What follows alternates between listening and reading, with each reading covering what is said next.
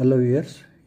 So ఈ వీడియోలో మనము తల్లిదండ్రుల పాత్ర గురించి మనం తెలుసుకుందాము పిల్లల పెంపకంలో.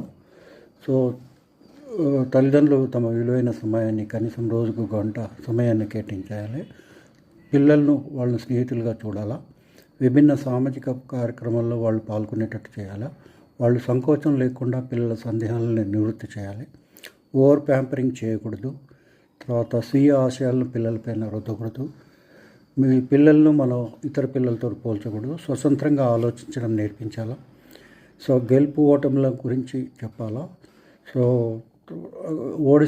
ఓడిపోతే నిరుత్సాహపడకూడదు అనే విషయాన్ని వాళ్ళకు స్పష్టంగా తెలియజేయాలి. సో ప్రతి పిల్లవాడు పొటెన్షియల్ టాలెంట్ ఉంటారు. వారి స్వాభావిక ప్రతిభను మనం వెలికి తీయాలి.